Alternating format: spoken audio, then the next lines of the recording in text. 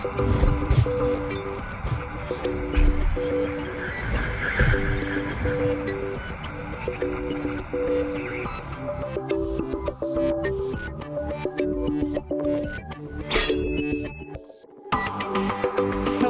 internet friends, and welcome to episode number 202 of Final Boss TV. My name's Adam KKB. I will be your host today, and I think on almost all days. I'm not for sure. May have to go back and check.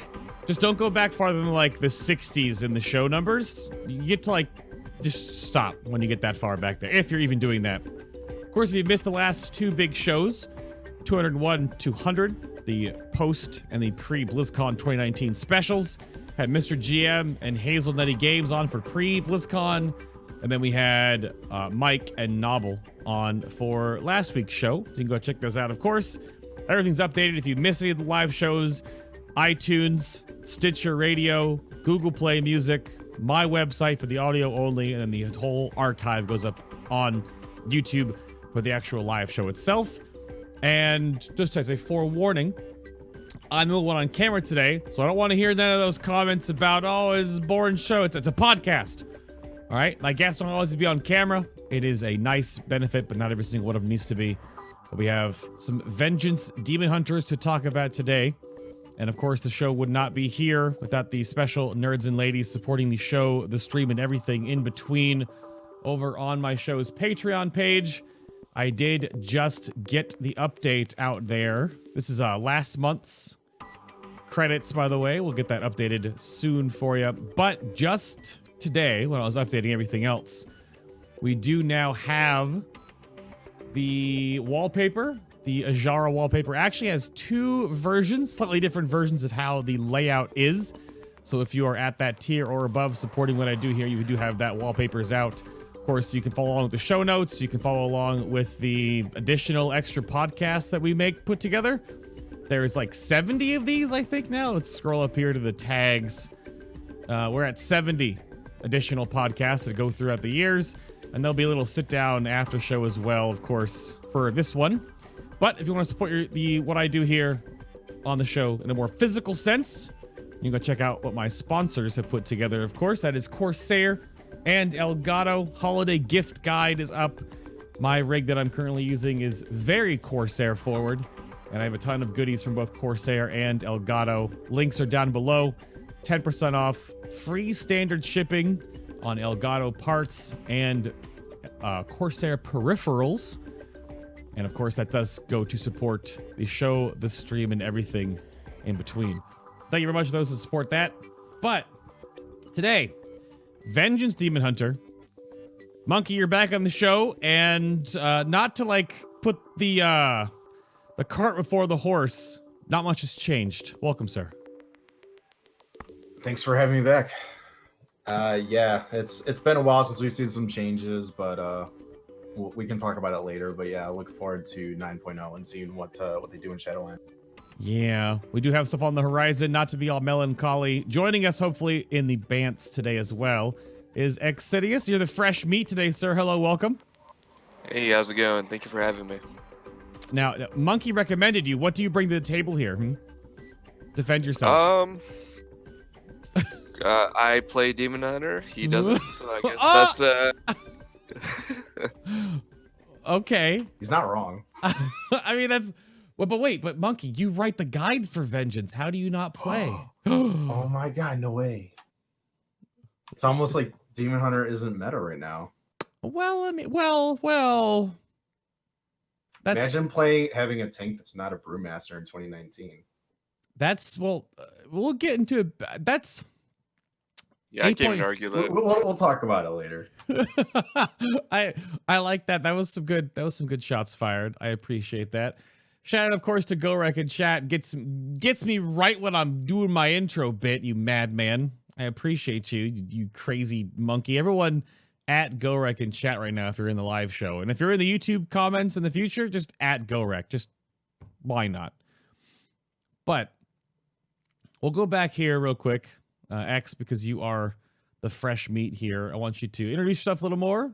Give a shout out if you have any and the discords, the communities that you're a part of here? What do you dabble in when it comes to World of Warcraft, and what have you, or how long have you been part of said dabbling? Yeah, there you go. Sure. I've been playing since open beta of Warcraft back in before it was classic, when it was just Warcraft. Back then I played a shaman, then a mage for the next, I don't know, all the way up to Cataclysm. I've always raided, I've always PvP'd until recent, and then now Mythic Plus. Um, Mythic Raider. If I play the game, I'm raiding Mythic. It's what I enjoy doing. And Mythic Plus is a lot of fun. I really enjoy it. This season, though, season 3 has not been my favorite, so I've been a little lazy on it. But Yeah. prior to season 3, I really enjoyed it. Now, I have your armory pulled up here, so not to like put you on the spot to defend your honor, but is this just like where you cruise control in keys? Because your last 3 keys done are just casual 18s. No big deal. Yeah. So basically, most people I play with have quit the game, Yeah. so now it's just casual mode, and looking forward to season 4. So like basically doing 18s, 19s, and if we don't fail the 19, do a 20. But we've failed everyone for the last like month and a half. So yeah. Now, that's not based on you being vengeance, though? Is that just because of the people you play with? Because I mean, your overall Mythic Plus score, at least last season, you pushed to nearly 2,300. You're at 2,259, which is Right. pretty big. Yeah. So I'm old. I said that before. Oh, So I don't have a lot of the reason why I bring that up is I don't have a lot of time to play. Most of the times I get like 3 hours a day, and on the weekends I can get more than that. But the idea is, well, since I'm raiding 3 days a week, that leaves like 2 days if I don't want to spend time with any friends outside. So I don't do hard pushing. Mm. I do like to push when I'm playing. So my time is limited, but I enjoy going as far as I can in the meanwhile. Okay. Yeah, I can respect that. And then, are there any resources or anything else that you want to sort of pinpoint? Do you use anything that the community puts together? Munkky's guide is all right on Wowhead, right? It's okay. It's okay. No, I use I use the theory crafting that Munkky does too. So joking aside, he does a really good job doing that, and so I use a lot of his theory crafting for a lot of stuff that I do, and then I just play and see, look at the logs and see what I need to do to improve my. Okay, nothing's hidden out there though, right? Munkky, you actually, to go over to you now, you mirror dev for this, right? So you put together the Wowhead guide and then also the Icy Veins guide. Is that correct? Yeah, I've been the Wowhead guide since it came out, and I've done the Ice Veins for more or less since Vengeance came out. So I made the first. I've been doing theory crafting for Munkky for Vengeance since Alpha, since Legion Alpha, and I wrote the first guide, and then I just kind of took over the guides from there, and I've been the main / mostly only theory crafter since then, since everybody else quit. So yeah, I mean, yeah. Do you collaborate with anyone else in the DB100 Discord to like, it's like a think tank that's behind the scenes that's evolved over the past couple of years? Because obviously when we first talked, and you can go back to that show in Legion, which obviously the first Vengeance and first Havoc shows we had were sort of budding, and I basically met people throughout the community when I was doing my testing then, and when all the guild Discord or the class Discords were sort of forming, there was only so many people that were like prominent in the area. So has this evolved for Vengeance since Legion? Is there like a small group that actually figures all the stuff out, or are you, to coin a phrase, like the Azertharian of Vengeance still? Do you do everything, or how's that work? Back in Legion, I had other people. Like last time we did the show, I had to limit on him and I worked together extensively. Him and I did most of the work in Legion up until he ended up quitting at the end of Legion. And I did work with Myoni for a bit.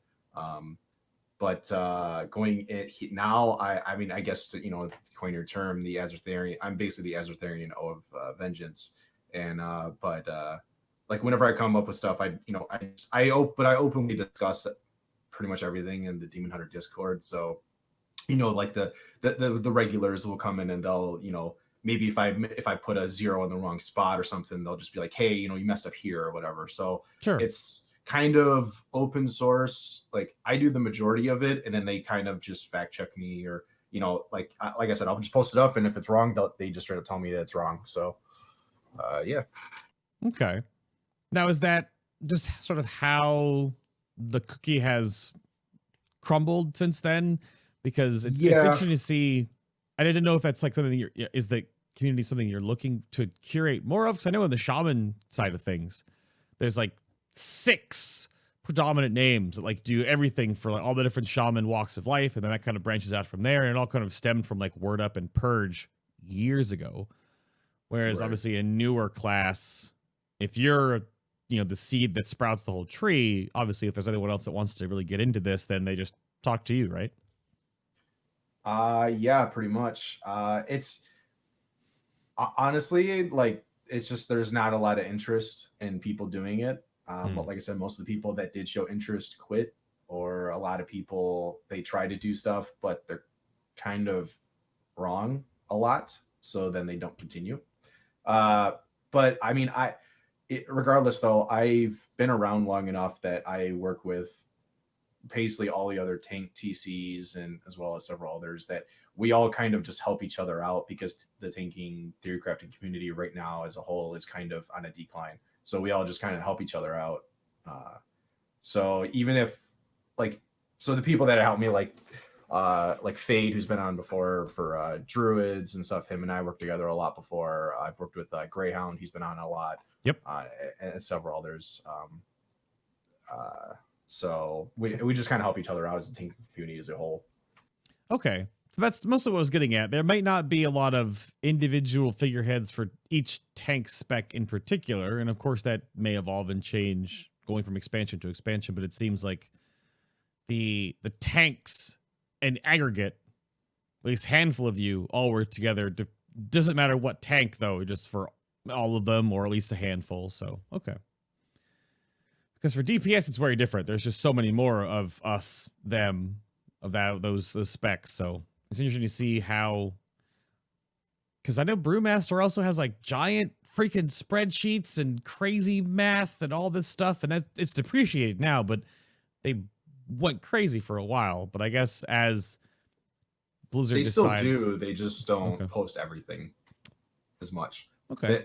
But yeah, I mean, but Brewmasters, I mean, that comes down to who, you know, quote unquote runs the stuff for, you know, that specific class. So like the Brewmasters, all those people are really into their spreadsheets and their math and doing all the complicated formulas and stuff. So they really enjoy doing that. So they, you know, and they're proficient with it. So they do it more.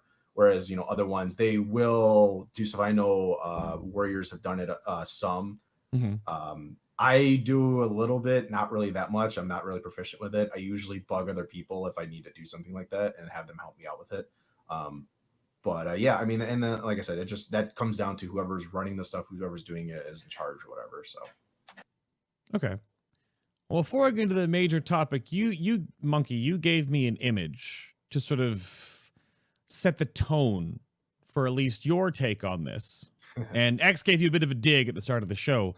But I want chat to anyone else to see that this is a comparison between how you want to be, but how you are in the game right now, because you're mostly playing a. Let's bring this up real quick here. Super intricate image. Just I'm making sure I'm seeing this right. So you're the little stick figure guy, and on the right, frowny face. Brewmaster t-shirt on, doesn't look very happy. Left side, you happy face, Demon Hunter t-shirt on, looks really. So what's the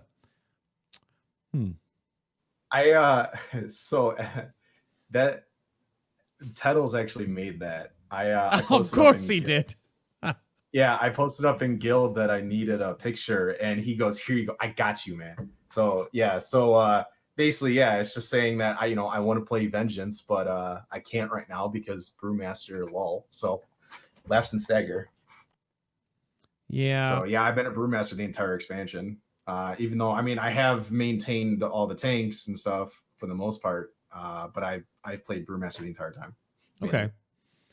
Just because of, you know, that's just the needs. I'm in a higher guild, and I just, you know, do what's best for the guild. That, I don't want to tangent too much on the Brewmaster topic, and we'll have a little bit of like this intermingled here and there, but we thought they were going to do something about Brewmaster going from Legion to BFA, and Blizzard really didn't. Kind of, but not really. So I still wonder, in these class changes and the great unprudinator Halinka coming in, I wonder if they're, because it keeps being an outlier. For 3 expansions in a row, it's been an outlier. Warlords to Legion to BFA. I don't know if you both agree, but from the outside looking in, as a fledgling tank, I only tank very little. I think Blizzard it's about time that Blizzard actually changes how Stagger works and doesn't make it so much similar to other tanks, but I think it needs to change. Am I wrong? I mean, X, you have a chime in for you a little bit. Do you feel Stagger needs to? Oh yeah, 100%. So like they can basically now go full DPS gear and still be way better than me as a Vengeance tank right now. It needs to be changed in some way. It seems like they get this perception of how the classes should play, and then they don't change from it. Because I was talking to some Blizzard employees in the past. I can't really say much, but like when I was talking to them about the class design of Vengeance, I was like, hey, this stuff is our weaknesses. This needs to be changed, or we're never going to be competitive. Like, it's not going to happen. And they came back with a response of, but this is how the class is designed, so those are not going to change. So, like, I think they sort of like pigeonhole themselves into like this overarching design of a class, and then don't budge from it. Yeah, we've seen some of that in the past before, but it's just time for it to go. I think the way that Stagger works just shows so much how the block boys and like the parry heal tanks are just can't compete depending on how the raids are balanced. And it also kind of forces Blizzard, I would, in some way, to make bosses just do so much absurd damage slowly after tier after tier after tier to tanks, because Stagger is so powerful. And I think we'll see, because the whole thing this prefaces is this, because in 8.15 to 8.2, and of course currently we're sitting in 8.25, but this was like the major patch that brought class changes. I'll bring this up on screen so you can follow along, but I have the whole list. This is like the cliff notes here, but Vengeance saw the Demonic Wards buff, which almost returned to form, is my little side note here. It's a 15% flat damage reduction up from 10, which started off as 20%, like way back at Legion. So it's still like almost where it was. Demonic Ward armor bonus is increased to 100%, up from 80, and they used to be 75% previously. Demon Spikes got their armor reduction reduced to 60% of their scaling agility, down from 85%. But that's to even out the active versus passive DR, to make it so that in the DR window, it's almost unchanged because of your base armor, but outside of it, you don't get smashed as hard.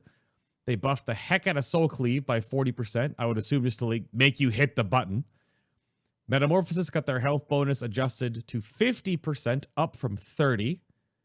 Meta also had their armor bonus now at 200%, up from 100%. So that's triple the armor from going from non-meta to meta, if I understand the math there correctly.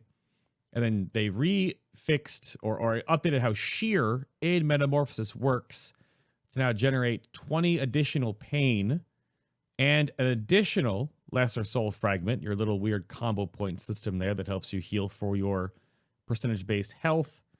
Previously, it was just the 7 pain per second. This is a lot, because obviously Vengeance was in a place, but how did this work in the current tanking sandbox? Were the adjustments in the right direction based on the dev's footnotes? So, Munkky, can you please exposiate on how this affected things? So, I mean, you kind of talked about it a little bit. Basically, the main point of it was to a couple of our issues are Damage reduction outside of demon spikes, or basically we don't have a cooldown up, was low. It was lacking, and which we have a higher health pool. We actually have either the highest or one of the highest health pools of all the tanks to kind of make up for that, but it's not enough. Bears and Vengeance, you guys can hit 1,000,000 health right now, right? Oh yeah, in meta. In meta, you can. I think I've seen somebody hit up to 1.1 or 1.3 or something. I can't remember. Okay, continue. Sorry, but that's like if you'd have to like fully stamina for that. But anyway, but yeah. So the 2 key points was damage reduction outside of spikes or when the cooldown are up, and then making meta like a good cooldown again, because meta kind of got crapped on going into BFA. When we lost the artifact and stuff. It got a lot weaker. And it buffs armor, which armor got changed in the armor formulas and stuff going into VFA. They completely changed how armor worked, or like heavily reduced its strength. So that side of it hurt it. So basically, these buffs were to buff those 2 things: were to make meta relevant and increase the damage reduction outside of demon spikes. And that's why the demon spikes part was nerfed. So that way it wasn't like a double buff. So that way it wasn't too much. So that way, during demon spikes, we didn't become invincible. So they kind of lower that down, and it comes out like it masks out to pretty much the same when demon spikes is up. Mm-hmm. We just have more outside of it. So in general, I mean, all the buffs were good, and they were all needed to a certain degree. As far as how much it impacted as a whole, I mean, I think it did a good impact. I wouldn't say it was a large one, though. It definitely made people pay a little bit more attention to Vengeance, and I think it set us up for what was potentially good in the next raid, which I think we talk about later. But I don't think it didn't actually change like our quote unquote tank ranking. The tank ranking list as far as we go. I mean, we're still low to mid tier. And honestly, in general, I guess I'll just touch on it now, is that I feel like tank balance in general right now is actually extremely close with and I'm going to catch flack for it. I don't really care. I think the only 2 tanks that are outliers are monks being really strong and DKs being the weakest. It's either DK or Druid, but I think that DKs are the weakest and Brewmasters are the strongest. In raids, right? In raids? In raids, raid-wise. So raid-wise, specifically, not dungeons. So raid-wise, I think that the tank balance in general is very, very even. And even if we are, like, say we are like the 5th tank of 6, it's like 5th by like an inch, not by a mile like it was, So I guess that's good. But it's just we gotta work on that community perception. That's the toughest part, right? And that's something we talked about in Discord a little bit here when I was prepping the notes. And when I got some questions, one of the offhanded questions, and of course, if you have questions for the guests, save them for the second half of the show. But it's not directly included in these notes. But it's the word that I get thrown around a lot when I'm doing my raid testing, or when I'm doing my or PTR or beta testing or whatever, is the V word, viable, because that's basically what players want to know. And in a world where there's 36 specs, to hopefully a degree that gets kind of squished in Shadowlands because they're focusing on class identity, but that's neither here nor there yet. We'll see what Holinka does. Is when you're coming into this game or coming back to it or changing characters or trying to figure out what's good for your guild, a lot of players just ask, well, is this viable? Is blah viable for blah? Those players, not to be dismissive, normally are ones that don't need to worry about that question. Play whatever you're comfortable with, play what you're good on, because you'll perform better. Because if you're in the higher end echelon, you know what's better. Right? Like, just to go off what Munkky said, you just said you're not that far apart, but you still play Brewmaster, because for your guild, for your progression, you've got like 12 or 13 Mythic Ajara kills, been farming her for weeks now. Brewmaster is still just the easier and more consistent tank for higher end progression in Mythic rating.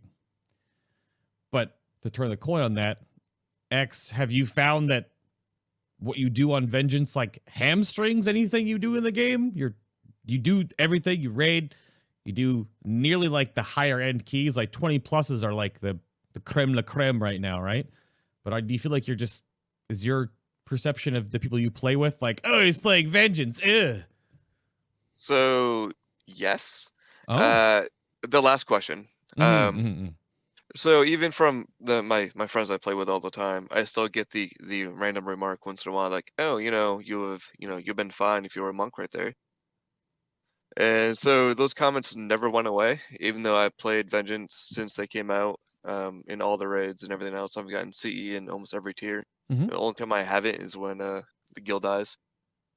But with that being said, I'm really ever the reason why we wipe or can't progress. Like even on, so let's look at the tank killer of this tier, or at least the first tank killer of this tier, Mythic Orgoza. Like I main tanked here just fine using the Spear Bomb build with DPS trinkets and DPS like essences. Like we can do a lot of things that a lot of people don't think we can do, and we are definitely quote unquote viable. Like we always have been viable, but the issue is in most situations there's no reason to pick a Vengeance DH over another tank. And that's the biggest issue. And then the main reason why I play Vengeance is just because it's the class I really enjoy playing. Yeah. Like I know the guild would be better if I was a monk, but I wouldn't have fun, and then I probably wouldn't play. That's a pretty big bottom line statement right there too. So that's the tough part. And then to turn it back to Munkky, you and then Chat picked up on this too. You talked about how these adjustments, coupled with how the game is going, is potentially for like 8.3 and towards the end of the expansion. So now that brings up how, and again, and X, you kind of just touched on that too. How does that overall, just how does Vengeance feel to play? And Munkky, on you first, because you sort of figure all this stuff out. Like, where is Vengeance strong versus where is Vengeance weak? And is that a fair trade-off and balancing point? Because every tank, I guess unless you're Brewmaster, can't be strong everywhere, but then has to have some weaknesses because you need to have gameplay moments to play around. Otherwise, you're just a meat shield standing there like old school bear druid that has 0 things to care about. You hit your buttons and you live and you never die. So, Munkky, where's that teeter totter for Vengeance now then?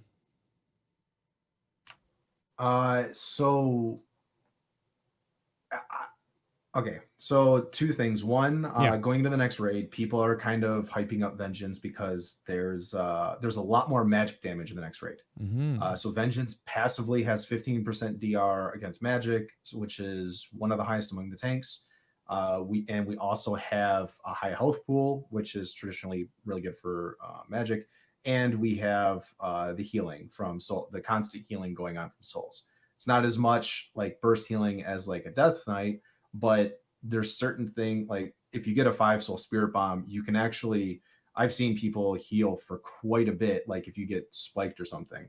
And so I think that a combination of all of that together, and could be even with Firebrand being 1 minute, as long as it's casted by the enemy. I think that with the amount of magic damage and potentially what the timings are and stuff, I think that we could be a lot better just because of the damage coming from that raid. Just because of the style of the raid. A lot more like Nighthold was, where it heavily favored magic damage. Yeah. I was actually talking with my raid leader recently. I guess they're adding in more physical stuff, so we'll see how that goes. But I think that those initial buffs are going to ironically help us in the next raid, depending on how the magic damage goes with it. And then sorry, I forgot what the secondary thing I was going to say. But I mean, that's what I was talking about was the or about the future stuff, was about the raid, being magic damage and stuff.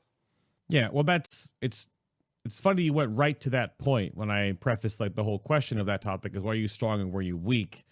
And that was always a bit of a discussion point when DKs came into the battlefield about like, oh, Death Knights are so good against magic damage because they got, at the time, they had anti-magic zone, they had anti-magic shield, and they had death strike, so they get hit in the face with a giant spell, and they just like, loop Death Strike, good to go.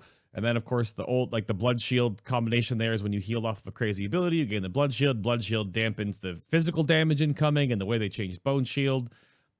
That was like their argument.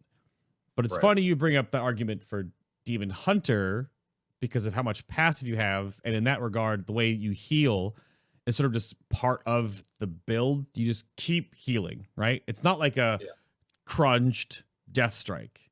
It's almost like the boss pushes you and you push back. Yeah. Like you're always pushing back against boss damage sort of in this like sort of accordion style, I would say. Because you just and that so I remember the second thing I was talking about. Okay. So the secondary thing was since our inception, I've said this since the beginning of Legion, is that Vengeance was made to be a tank for the new feature that came in Legion of Mythic Plus. Vengeance, with the way our sigils work, with the way our healing works, that the fact that we have parry on demon spikes, and like our extra magic reduction and stuff, we in my opinion, we were built specifically for Mythic Plus. And I think that's part of why we've been so good in Mythic Plus and bad at Raid, is that when they balance us or they tune us, they want to focus on our Mythic Plus side of, that's why we have all the sigils the sigils themselves are actually really good. And Demon Hunter actually has some of the most utility of all the tanks. But the problem is that none of that really helps in Raid, or it's very specific. So certain instances like on Zol and Uldir, we were really good because we had movement, and you could sigil a chain stuff, you could fear stuff, you could silence stuff. Like the sigils were useful there. So we actually we're actually, in general, Vengeance is one of the best like third tanks or off tanks. And I even said that going into the current raid, that like Ashvane, I still think Vengeance is the best one for that. Orgazoa, they're probably second for that. With DKs, have grip, but I still think Vengeance is pretty good at that. But I think that's one of the things we accelerate is the Mythic Plus style of tanking, because of all the CC that we have and the healing and the parry and stuff. So in my opinion, we are actually accelerating or excelling in Mythic Plus right now. Kind of every tank is kind of doing really well in Mythic Plus right now, but I think that Vengeance is like kind of somewhat low key. People are actually starting to figure it out that Vengeance is actually pretty good in Mythic Plus. Maybe like top 3. I'm not entirely sure. I'm not into that community, but from what I've been hearing, it's been doing really well. And I think that it's because of, like I said, we were Teeter built for that purpose. So, and I think that's a trend that might continue into the next raid or expansion. We'll see. That's actually a bit of a side note to that, sort of as part of this, when I was making in a conversation that came up in my Discord. I actually get a lot of my just like sponged up internet content from YouTube. I don't actually get it all the time because I'm on Twitch streaming, or I just turn it off when I'm not. But I was told a handful of my viewers also, and there's crossover, watch a lot of Slootbag or Sloot. Ted tanks a lot of stuff, all the tanking.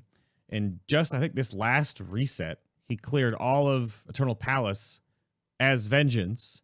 And my viewers that were in his chat said that he was just like, this is really good. This feels fine. But granted, like super geared, right? He didn't come in with like, lower tier gear. So he put work in, got his Vengeance Demon Hunter up there. And he was very positive about what he felt. I don't know if that was in light of thinking towards Nyalotha, because he's been doing raid testing as well. And that raid, of course, comes out probably, mid-January, late January. So it's some time away from that one. But he wasn't just like, oh, this is bad, this is terrible, and it was super negative. He was fine with it. Granted, he prop pally mains, so I don't know where very different style of raid utility with prop paladin versus Vengeance. But like you said, if there are places where you can excel with sigils being your main key thing, it looks to work there. Yeah, Vengeance as a whole right now, Vengeance is underrated.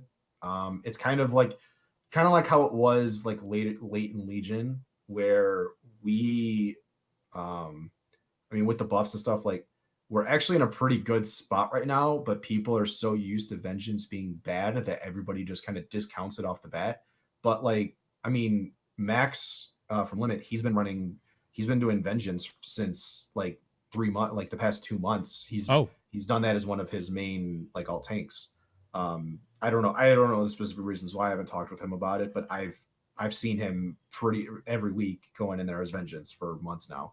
So like, and I remember talking to Just Wait in the beginning too. Like, I mean, part of it is they do it for the magic debuff sometimes or whatever, but you know, it's like people recognize that it's not that bad, but it comes down to I can either do like Vengeance can do a lot of damage or it can do a lot of survival.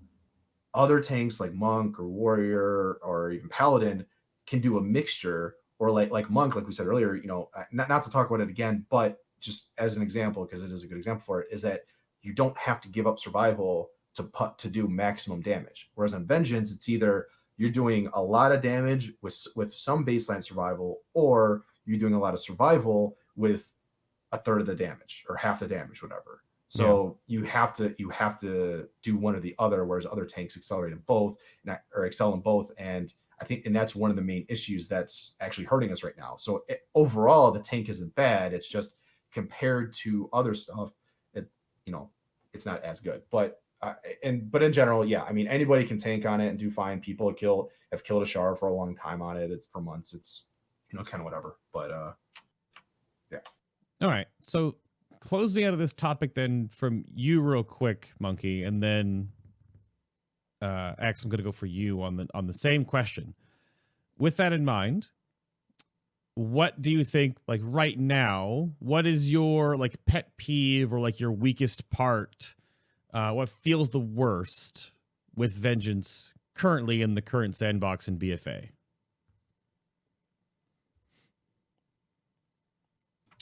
Honestly, I mean, I've had the same gripes for a long time.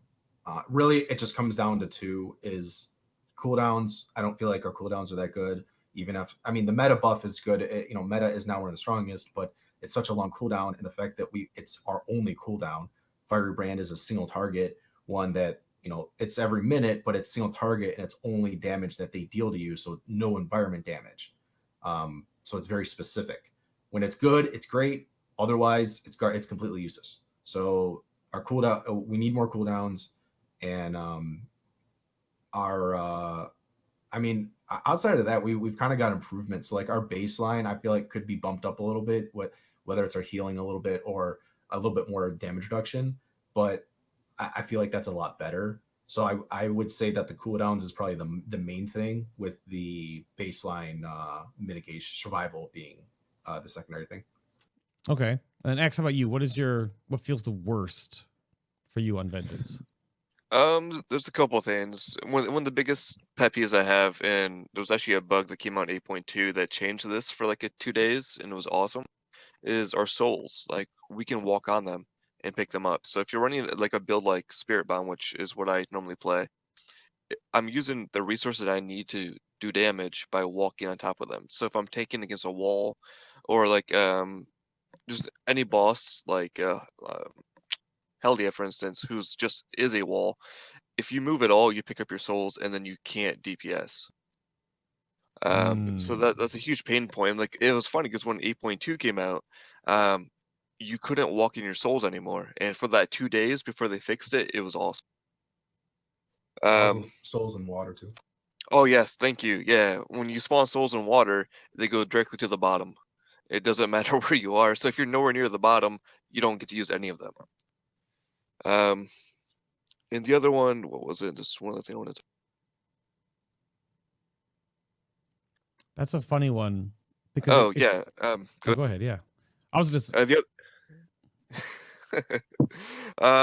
other thing that I don't like is there's really no interplay with our abilities. So if you take, like, we have a talent called Feed the Demon, which gives us lower cooldown on our demon spikes when we consume souls. Something like that should be like passive. Honestly, we should have that built in baseline, because then it gets you playing your spec better, and you get rewarded for it. And then that would also help cover our weakness, which is mitigation uptime. But right now, if you take it, then you no longer have fracture, and that playstyle is mind-numbing, and to a point where people just don't take it most of the time. Yeah, which we'll get into talents in just a little bit, But what I was going to say about the lesser soul fragments and why when I opened it up with the whole patch note thing, they're basically just floating environmental combo points in a way. They have an overflow mechanic where obviously if you build beyond 5, it eats your oldest one like passively. So there's kind of that intricacy to it. So you can, I don't know, there's little things that I've seen when I've done some vengeance stuff where with Fracture, you can build over, you can like push your souls over 5. So you'll eat some and then you can Spirit Bomb into the 5. So you can have like a little bit of extra burst healing kind of a thing. But they're super awkward and they fall into the same category of like when Prot Paladin had Holy Power or when Brewmaster had Chi. It fights this weird, it has to be done really well in this combo point way, and there's so many little plates to spin that if any of those don't like feel good, the whole system is just kind of bleh. And because their lesser soul fragments are so integral to how vengeance does anything, they're part of how you heal based on your percentage health, they're part of how soul cleave adds the extra healing, they're part of obviously how spirit bomb works to do damage and heal you. If you can touch the most important resource, it's the most important part of the class. Of the spec, honestly. It's even more important than pain or any of the button. Yep. So the fact that you can like, I have to move the boss, so I just nerf my damage and healing at the same time while positioning. No other tank has to do that. It just, and you can't even be weird about it because it's the same effect with Demonic Appetite for Havoc. I play a lot of Havoc right now. Chat makes fun of me. It's like, oh, it used to be a shaman stream. But I'm playing a lot of Havoc for all this tier because I had to bring the debuff. That works for Demonic Appetite too. We have to wiggle, and you can wiggle like in place, like back and forth, and you'll eat what's around you for your souls. But sometimes you don't want to do that. So you think like, okay, what if I just fell rush forward? Any movement, once they're in place, triggers them. So you can't even say, like jump away from your soul fragments, I don't think, to like leave them there, to come back to them. It will still like, as you jump, they're like, oh, they'll chase you. So that I agree. It's very. The only change that made that a little bit better is if you use a Mecra for like Infernal Strike and you just jump up and straight down without moving, you can still do that without consuming souls. But anything else is just, it's just. It's a little video gamey, but I get you. That's to activate like Flame Crash and stuff, right? Where you just go, yeah. Yep. Yeah. So, all right, this topic has been on the spec shows for a very long time. And if you've been following along with the show notes or been following along with all the spec shows for a while, either listening or, of course, keeping up with the ones you want, I have evolved this to be the opening show part. But because, obviously, Demon Hunter only has one expansion, I moved the take a look back into the WoW timeline topic to sort of the middle here, where we had some stuff we prefaced before going in, the last 40 minutes, right? Already just flies by.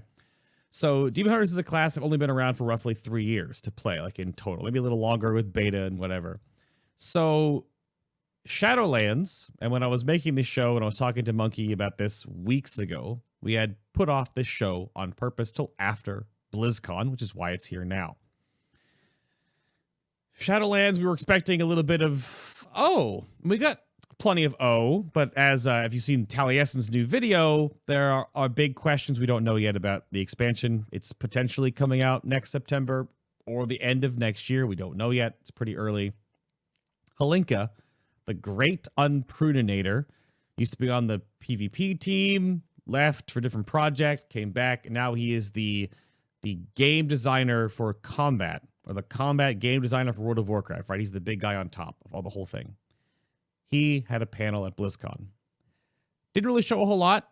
Showed like they want to bring back totems and auras and a lot of like core class spells. Fine. But what the hell does that mean for Demon Hunter? So I'm pretty sure you haven't ever lost anything because you have everything except what's from your artifact potentially. So X, what does that mean for Vengeance? Is there anything you hope you just get back? Or is there some bits from the artifact you want baseline? Like what, how is that going to do it? Is it going to be the same thing? You just going to log into Shadowlands and nothing changes? Yeah, so there's a few things from the artifact that I really miss. The biggest one is fiery. Basically, we have a nerfed version as a talent right now. So basically, at the end of Legion, every time you cast Fiery Brand, it increases the damage, fire damage you do to the target by 70%. So what you could do is you can open up with that, and then get these DPS windows, where the good players could like excel and use these windows to do a lot of damage. Um, I would love to have that back because then it gives us a way to like just create these windows and build towards them during comp. Right now they give us the same talent, but it's now 20%, and then you lose Flame Crash. It's just not worth it. Um, One thing that we lost in beta of Legion, I would love to have back is dark. Wait, is what you cut Basic. out there? Which what? I apologize. Is darkness. Oh, So we had it very briefly in beta, and like if we had that now, it would give us some raid utility, because that cooldown can be a very strong cooldown. So that would also make us a little more edgy, which is, I guess what they're trying to go. So I would love to get that back. That'd be great. Um, then there's also Empowered Wards, which is our magic CD. We lost that coming into to this X pack. It's nothing special except the artifact traits where it will make it so that based on the damage, the magic damage you absorb, or well mitigate, um, you get a whole bunch of agility. So you could actually game the system. Now oh yeah. you found people cheesing it by standing and stuff on purpose, but like it gave it like another layer to excel from your peers, and made like you could see some DHs back in Legion do some crazy damage by like just abusing that mechanic. But it was something you had to think about. It made the class more fun. Yeah, that brings up a couple of tanks. That almost brings up the. I don't know if we talked about this last expansion. Potentially the slight degeneracy that it reminds you of old school Vengeance for tanks, like getting crit, turning around, sitting down. Obviously taking more damage than you should for all that raw attack power. So there are little things like that. But yeah, demonic wards, because it was also what Mark of Ursal for Guardians was also removed at the same time. Those like on click demand X less magic damage were very strong. Well, Marco Urso was removed after Nighthold. Yeah, a That while was ago. removed mid X pack. Yeah. But that was just because bears were just so strong. Yeah, they feared nothing. They were just too tanky. Yeah, Mhm. they had no problems doing stuff. So that Munkky, where do you go with this then? What do you want Holinka to? Do you echo some of the things that Excidias said, or do you have other options? Yeah, I mean what he kind of said. Every demon hunter who played in Antorus, every vengeance that played then, the combination of Flaming Soul and Fiery Demise, it gave you, like he said, you could work it, and if you did it right, you could get up to about 20 seconds of fire rain up time every minute.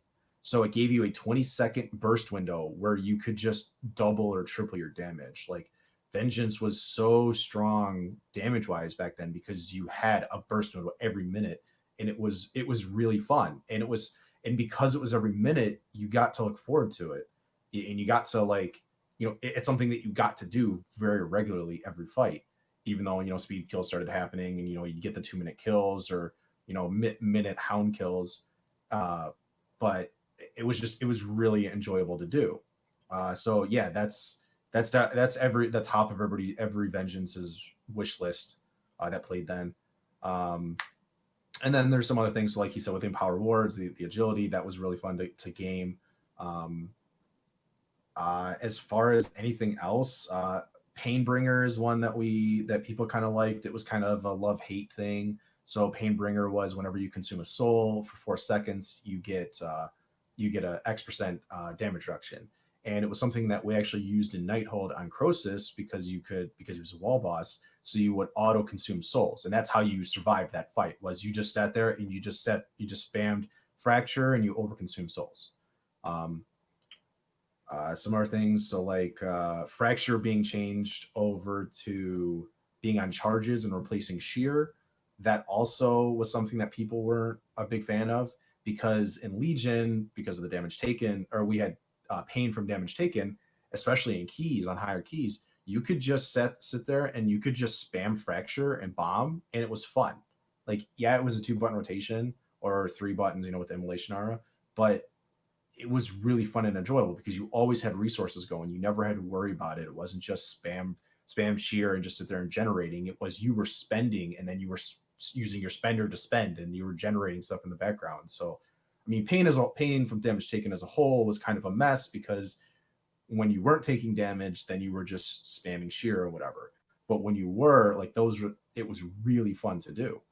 And I think, and that's just a key point with Vengeance as a whole since its inception, is that the reason why people have kept playing it is that it's really fun. And for a long time, since Vengeance came out, a lot of people said Vengeance is the most fun tank. I knew a lot of guys that wanted to play it in higher guilds, but I mean, obviously didn't, because, you know, they play what was best for the guild, but a lot of guys wanted to play it because it was just so fun. And then the last thing is kind of a special one of mine. So from the alpha, we actually had a talent. It's called Hellgate. Here, I'll link it in the Discord. Oh, is this a thing you can actually go back and look at? Oh, let me see. Is that Wallhead? Yeah, I posted in the Discord. Yeah, I got it. So it's called Hellgate. So whenever you cast Sigil of Flame, and when it blows up, you teleport to the location, and then it AoE taunts everything around you.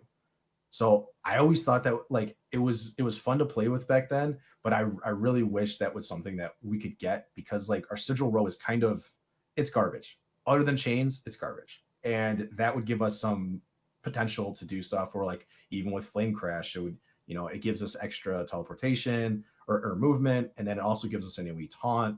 And I just think that's something that's really cool. That's something that's always been like a favorite of mine, but it was taken out in the alpha of Legion, or beta. I think it was when we went over to beta. And this was a talent, you said, yeah? Yeah. Yeah, it was a talent at the time. Interesting. There was a couple, I mean, there's a lot of things that were obviously scrapped and pulled from. Yeah, we got reworked I think both specs got reworked 2 or 3 times completely, like between alpha and beta of Legion. I believe it.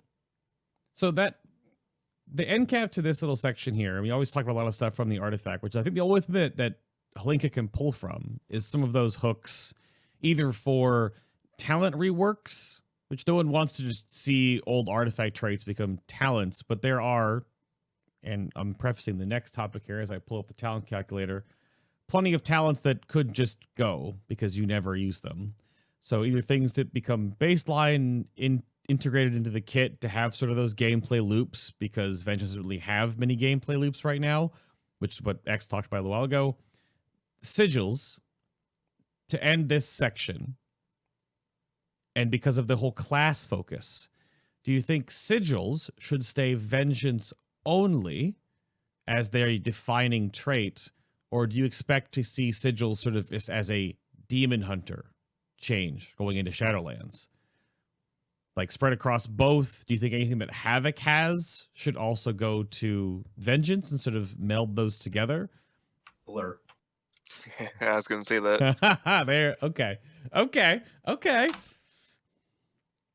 Because you want that, you basically want that Last Stand style, like, small cooldown, right?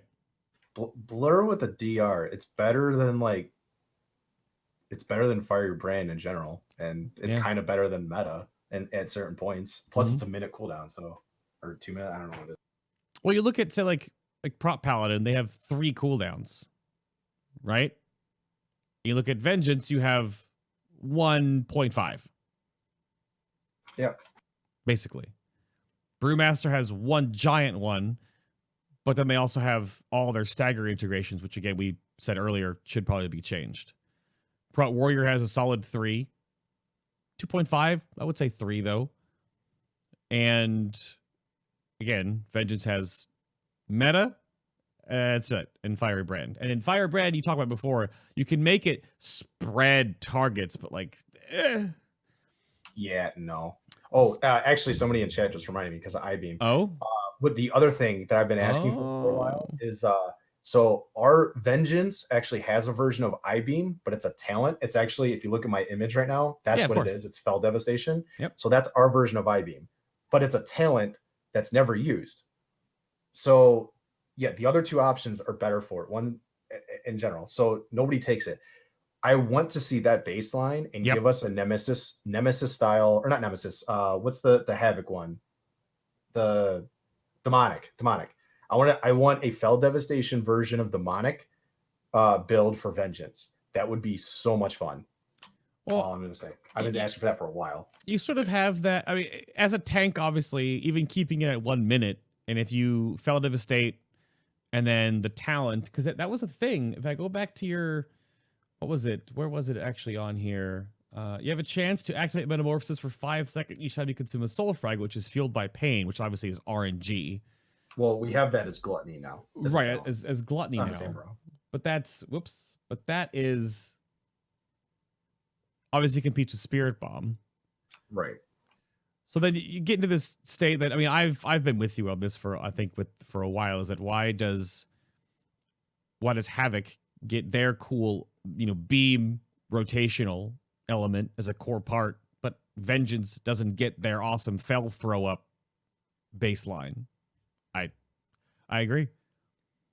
Fell Devastation. If they made that, I think it would be a lot of fun to play Nemesis as Vengeance. Now, would you basically put the talent that makes you meta? It had to be a 110. That's what it is for Havoc, right? So you'd have to swap that down here to like compete. You could swap any of those. Yeah, agreed. I would give up half of, or 2/3 of our talents are useless. I don't even care. Get rid of them. Well, I'm looking at talents right now then.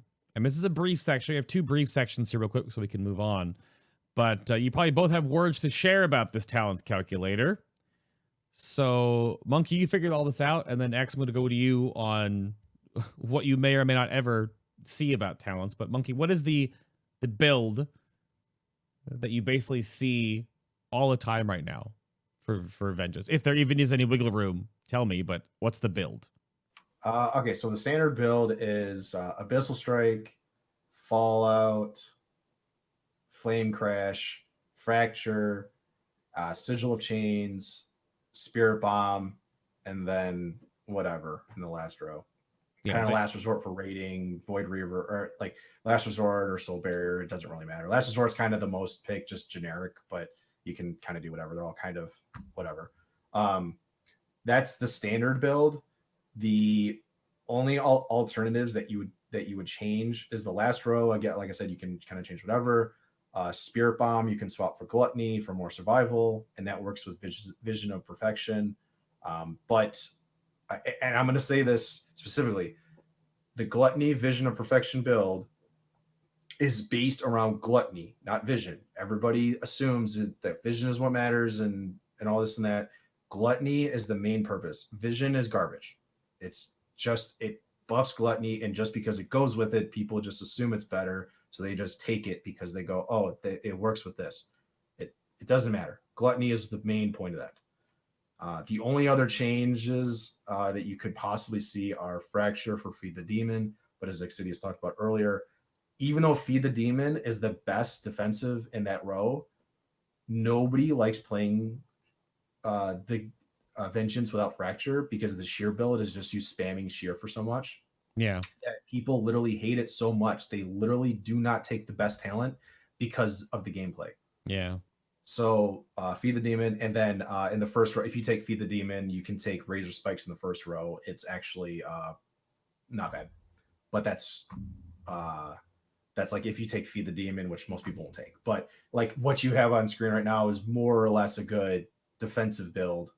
But your damage plummets. But yes, your damage plummets. You're going to do probably half the damage, at most 2/3 of the damage as you would with the generic build, but you gain survival. So, Axe, what do you echo here with talents? Do you have anything you wanted to add? Not really. It's basically the same cookie cutter build we've been running for. It's unfortunate, but Munkky's right that most of the talents are just dead and nobody uses them. Right. And like I said in the pre-show, this is the build you have on screen is more or less that's the exact same build, albeit the last row, as we've had since 7.2.5. Actually, if you take Last Resort, that's the exact same build since 7.2.5. Yeah, What, Void 2 years Reaver ago? is just an artifact passive as a talent now, yeah. Essentially, it was a weaker version with no integration compared to what you have. But yeah, Last Resort. Even though Last Resort was a little bit stronger last expansion, but Yeah, until they nerfed all the cheat dust. Yeah, we nerfed all of them. So awkwardly, it's the funny. The best part of Vengeance, I think, is some of the PvP talents because Illidan's Grasp and Demonic Trample are hilarious. I have those talented right here just to make sure if anyone a quick nod to these. I don't know if you guys have PvP'd as Vengeance very much, but I've Illidan's Grasp when you throw somebody off a ledge or off a cliff. Good times. Oh yeah, absolutely. It's real good. Yeah, and then Demonic Trample is just, it's almost like the weird like bull rush charge that is it Prot Warriors also have, similar to that sort of thing. But they both feel very tank oriented. Yeah, these are fun. But yeah, it's weird things for me when I look at this. Like, why does a tank have Fellblade? I guess it's more mobility, but at the same time, it fights with the fact that you have Abyssal Strike, which is also your more mobility, because Infernal Strike is a huge part of mobility for Vengeance. There's just some things here that are just, again, and Feast on Souls is so weak. Like, why is, and then I gave a jab to Burning Alive earlier. This used to be a passive on your artifact trait about how your Fiery Brand would spread. That's now a talent, so it forces that weakness and that choice. Not much of a choice though. Soul Rending is huge for Havoc, but if you're doing like not a lot of damage, because this is a question that I get sometimes before too. It is Soul Rending and Spirit Bomb worth the coupling of extra leech with the frailty bonus and the extra leech in meta, or still again no fracture, so yikes. Yeah, no, there's no reason to take it. The buff that you get 5% leech on Soul Rending, like it's the same it's the exact same thing as what I was talking about with Gluttony and Vision or Perfection. Just because they both quote unquote work in tandem and or do something similar, that doesn't mean you have to take them. Sure. Like just because two things are red, you don't have to have two red things. You can have a red and a blue thing. It's fine. Okay. And then I guess a capstone to that then, just to round that out, is I also had here, which you have it laid out on the Wowhead guide, pretty straightforward, and you I think drilled in Vision to Perfection there pretty strong. But are there any Azerite traits and essences as a hierarchy that you would implore people to prioritize? This can include if you've looked at the stuff for 8.3 with the new essences. Are you going to be able to? Are you stealing DPS essences, or what are your thoughts there? Munkky, go for it. I honestly, I haven't looked too much into the 8.3 stuff. I've seen some stuff, and I know some things are getting changed. There's been some talk about the stealing for tanks, as stealing Rock Boy or stealing Beam or whatever. Mm-hmm. I mean, and really, it's just going to come down. We still got 2 months left, so I'm not too worried about it. There's going to be tuning, so we'll see about that. As far as currently, essences, every tank uses the exact same essence setup right now: Crucible Flame Major, No Barrier Minor, and Conflict and Strife Minor. And then you're just going to add Aegis of the Deep probably in the next patch for the third minor. And then as far as Azerite goes, it's kind of just whatever's highest eye level.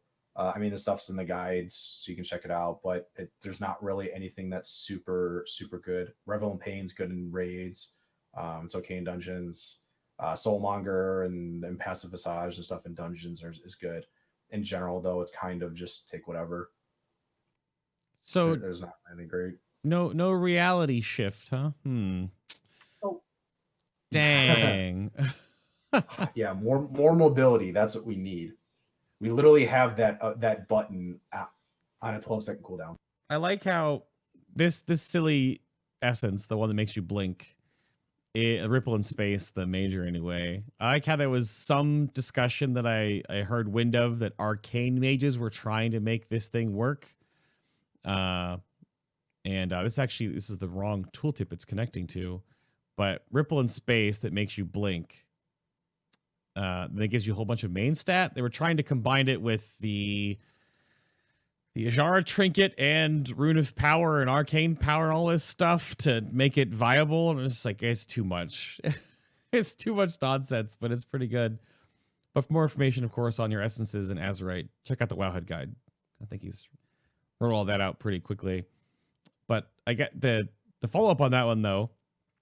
X, have you, in at least the Mythic Plus scene, do you actually find yourself changing out or going for certain Azerite or essences for more survivability, or are you all damage forward? Like, what have you found out in that realm right now?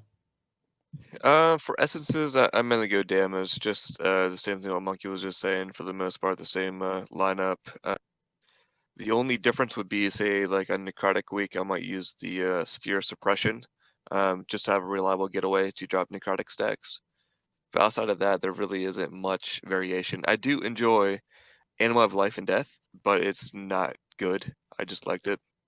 So I wish they would lower the cooldown from like 2 minutes to 1 minute. Then I would really enjoy that essence a lot more in Mythic Plus. Well, this is, for those that don't know what this is, so this is a HP equals damage conversion, essentially. You draw upon the vitality to sear your foes, dealing 10% of your max health and fire damage to all nearby enemies, and heal for 5% of your maximum health per enemy hit, up to a quarter of your health. But a big thing there, as we talked about again earlier in the show, you can tip over 1 million HP. So this is 100k AoE just on a click, which can be pretty fun, like you said. It is. It's very fun, but it's not as good as a Crucible. So, right, the cooldown's just too long. I mean, it has to be long, I suppose, in that regard. Yeah, I would say that that's the biggest down point of it is a 2-minute CD. So, like, I guess you could play around it by doing like massive pulls every 2 minutes. Yeah. But in the end, you're still probably gonna be outputting more damage with Crucible over the entire run. On priority targets and things. Yeah. Yeah. Yeah. But that couples with a little bit of things. I'll have to bring this up actually after this. But if you have questions, of course, we can start weaving those in here in a moment. But my guest can take a quick reprieve while I have a few things to jibber jab about. Of course, middle of the show here, I suppose. Yeah, you can use the highlight question thing in chat too if you want. But again, if you missed any part of the main show, all goes up on YouTube. Links down below if you're on Twitch here, or it's just Final Boss WoW on YouTube. Additionally, iTunes, Stitcher, Google Play Music, and my website, FinalBossTV, for the audio only. And then if you are supporting the show directly on Patreon, then there's the additional BTS after shows. There's usually no script. It's just like a wind down, extra 20 to 45 plus minutes or so of just talking about other stuff and things, just off script, hanging out. That's just an extra bit. And those are RSS feedable. You can grab an RSS link and put that into your podcast device of choice. You can actually listen to those with the link to have the extra podcast there. That's a newer-ish feature. But also, big shout out to my sponsors over at Corsair and Elgato for supporting the show, the stream, and everything in between as well. I have a gigantimous build coming up soon that I have been talking about, I'm sure now, till I'm blue in the face for months. But I have a ton of stuff just right behind the camera you guys can't see that I've been building up, and that Corsair has sent me for this huge new build. I've been working on off of this one box Corsair mostly system now for over 2.5 years or so. So it's time to get the huge upgrades. So I'll be doing that, of course. But if you are looking at things for the holiday time frame, or if you're doing it the same thing that I'm doing, there's a whole bunch of stuff. And I've been a Corsair fanboy for a long, long time before I even got approached or finally able to talk to Corsair. So it was sort of I self-headhunted because I've enjoyed their stuff for a very long time. Additionally, of course, all the little bits and bobs that Elgato offers. Not everything is only streamer forward. If you don't know about this, a lot of these tools, especially the Stream Deck, can be used if you're a graphic designer or engineers with different programs that have all this macroable stuff. All that can be programmed on Stream Decks for ease of use. But I will be hooking all this stuff up, doing a live stream build of it all in due time. Hopefully around the holidays is a fun little extra adventure so you can see all the stuff that I have accrued over the last half a year, essentially. But then again, also, you may have noticed, you can't really see it on my lower third here, But this little guy, you may have seen on the show before, but I felt it's always thematic to where the Lilidin. It's kind of fading. I had this one for a while. This is a design by Fabelina. Fabelina has got a bunch of designs. If you would like to purchase apparel, FinalBossTV has an official store over on Designed by Humans. When you land on this page, of course, do not think that everything is only in shirts. When you click on a design, it will take you to that design, then you can customize it in however you would like. There is different fabric options, there are different color options, there are different style options. So you basically pick the art you would like, and then you slap it on whatever you'd like. Hoodies, tank top, shirts, V-necks, still not a thing. This hideous abomination is actually being retired soon. We have a new all over my stupid face print soon. This is the old version. But this is a Fabelina. This is Fabe. This is Fabe. Fabe. So if you're looking for all the designs, you can go check those out and support what I do here as well. That's all right there. DBH had like a crazy, they have free worldwide shipping right now, over 50. It's barely cut off the top of the screen here. They had like a buy one, get one half off the other day that may have expired. They'll sort of pop up here and there. But that is, of course, also linked down below. So there's options to make sure the show keeps going forward, of course. And those that are wondering about where the show is going, I have a big poll right now. Let me pull this up on my Twitter page, which is also linked down below. But I was wondering where the show should go. So we do have the show today, November 17th. We're doing Vengeance Demon Hunter. Next Sunday should be Holy Paladin, which we're going to have some potentially sad Holy Paladins on the show next week. We'll be talking about the Glimmer nerfs on the horizon to see how well that's going to impact and how that's going to change the spec going into the holiday season, of course. But again, that's going to be probably in January for the next patch. That's what Blizzard said. But then December 1st forward, there'll be an end-of-year special. But I was curious what show should be next. So if you want to go grab this tweet and vote, because it's actually pretty close. Unholy and Valence are really close. The order in which these get voted on, first, second, and third, will be the order I do shows. But if you do want to hear about, you know, one of these three before the others, then go hit that vote. Got a little time left as I'm hitting this right now. Once this goes up on YouTube, it might have ended, but go check. Just help me out. I do this now and then to give you guys the direct what show should be next. And a peek behind the curtain. There'll be no coverage on every single spec before beta starts. There's just no way. We're looking at beta for Shadowlands probably in March or April. Hopefully. That means 6 months later we get the release of the game.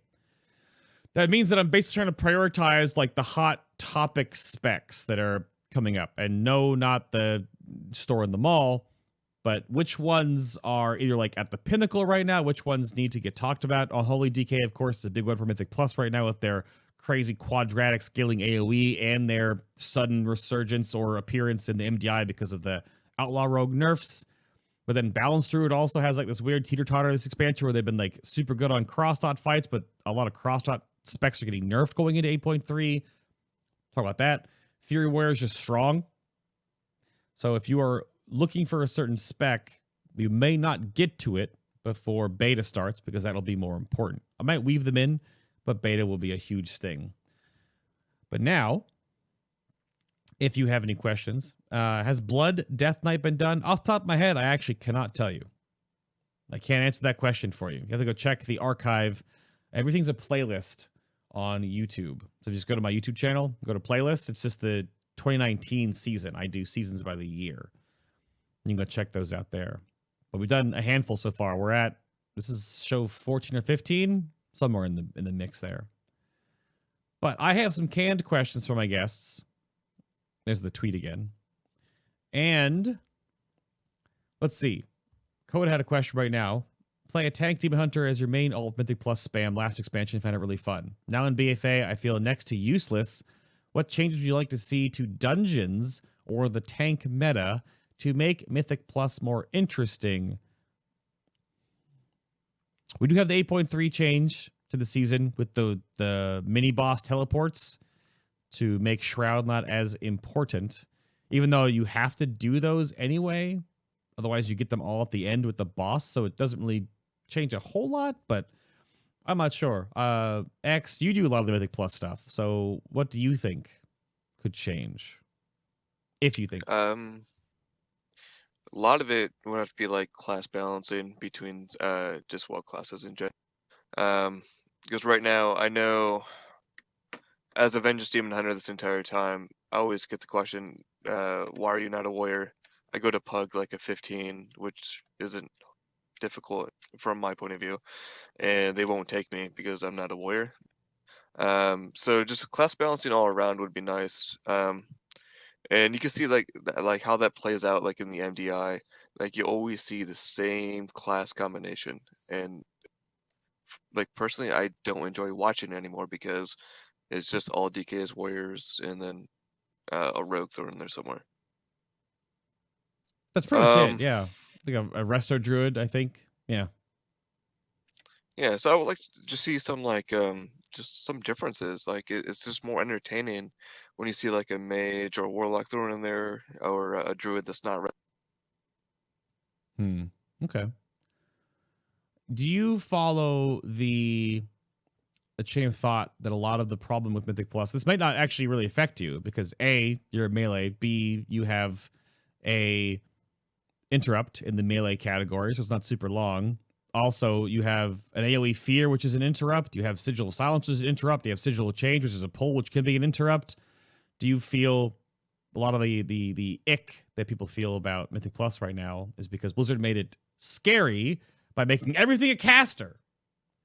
That's why you bring all the melee. But do you feel scared about caster mobs in Mythic Plus at all?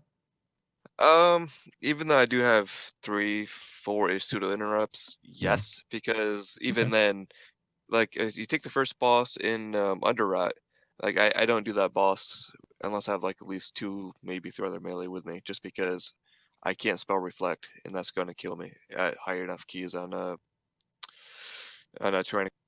But yeah, like a lot of times, like when we were forming keys, when we were actually trying to push back in season 2, a lot of times we're like, oh, we have what's the Shrine of the Storm, and then we're like, oh, we can't bring 2 casters because then we can't kill that one boss. So I do agree with that. That's definitely problematic. Okay. That's that. Yeah. See, that's what chat brings up. Valhalla says, imagine in NDI teams could lock out a class.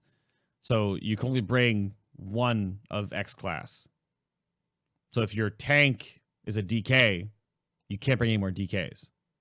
That would be super interesting. I don't know if they would enforce something like that, but that's how most competitive things get to a point. You can't just take, like when you're playing Smash Bros, you're not just 4 Lucarios or whatever the high meta pick is, right? You only have one. There could be mirror matches, I think 1v1s or something. I don't know. Or like in MOBAs, you can't have 4 Rengars running around, right? I don't know if they're gonna do that though. No, I agree with you 100%. I've been saying that for a while now. It would make it definitely more interesting to watch.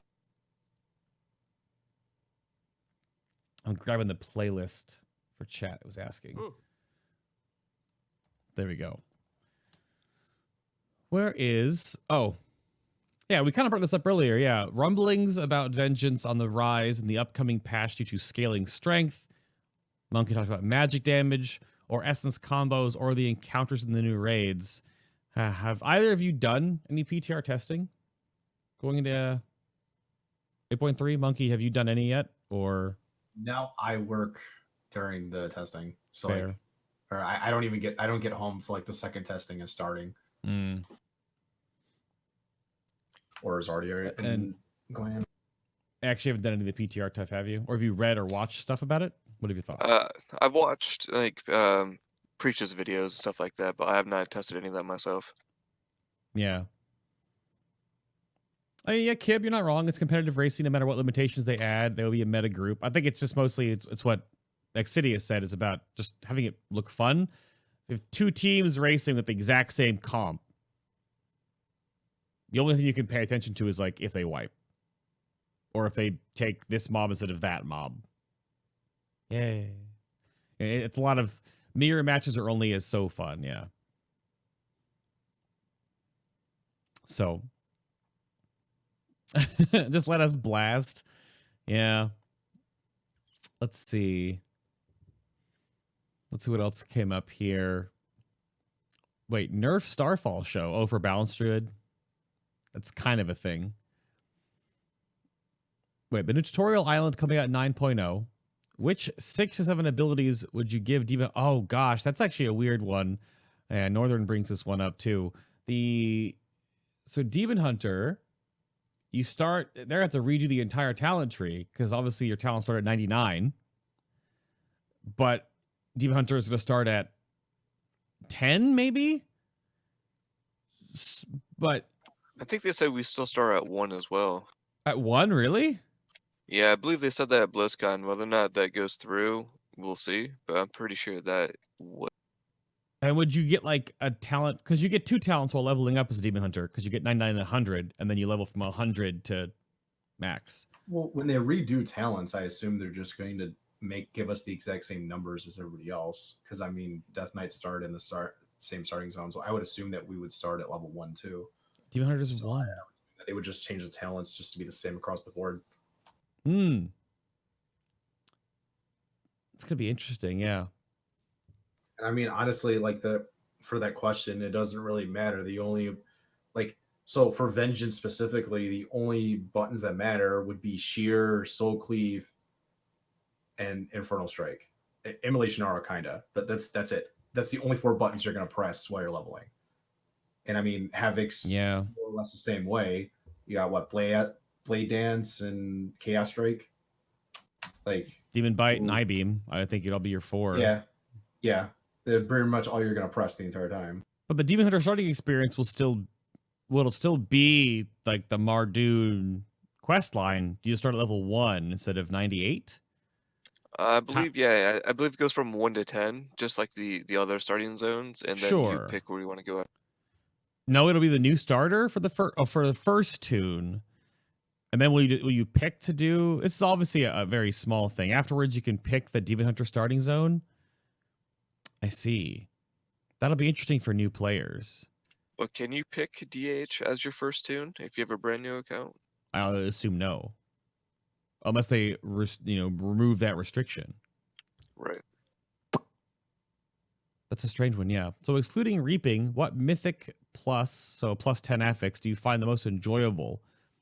Well, I mean, excluding Reaping, do you like Gahoonies or Emissaries?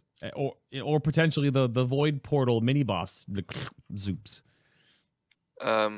Ignoring the new one, because I haven't played it yet, and it can still change. I think Emissaries is better.